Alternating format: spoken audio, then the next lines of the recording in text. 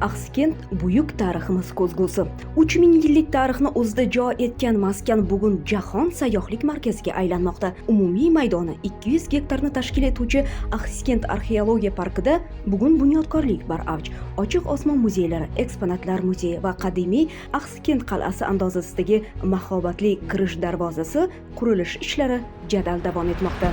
Axsikentning yonidan oqib o'tuvchi Sirdaryo daryosi o'ng qirg'oqda barpo etilayotgan ekoturistik va gastronomik turizm infratuzilmasi, sog'lomlashtirish yo'lakchasi ham qurilmoqda. Bundan tashqari, daryo qirg'og'ining yuqori qismida loyiha ishlari davom ettirilib, qirg'oq va dambani mustahkamlash ishlari amalga oshiriladi. Daryo qirg'og'i va unga yo'ldosh 4 kilometrlik yo'l barpo etilishi natijasida Axsikent yodgorligi va Axsikent arxeologiya parki tarkibidagi yangi axsi majmuasi qisqa yo'l bilan ulanadi.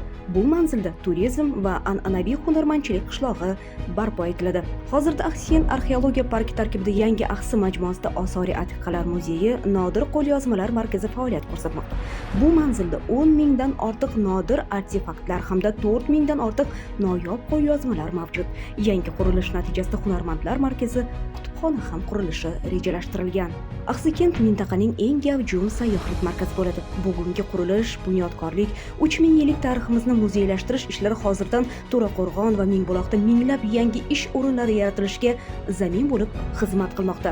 Namangan viloyati hokimi Shavkatjon Abdurazzoqov Axsikent arxeologiya parkida amalga oshirilayotgan ishlar bilan tanishdi.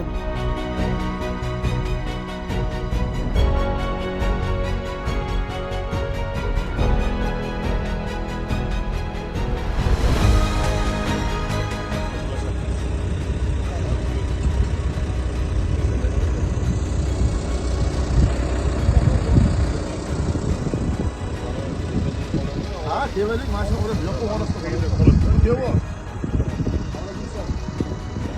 Tepedagi yurish qismi bu yerda ham ko'ryapti. Смотрел. Смотрел.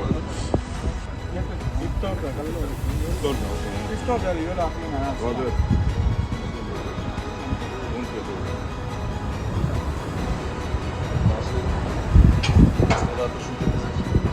Oldiga keladi, uxlashadi, mana to'xta. Shu yerda bo'ldi, kimsalar uxlashadi. Kim bo'ladi? Namangan 64-xalqaro gullar festivaliga qizg'in tayyorgarlik ko'rmoqda.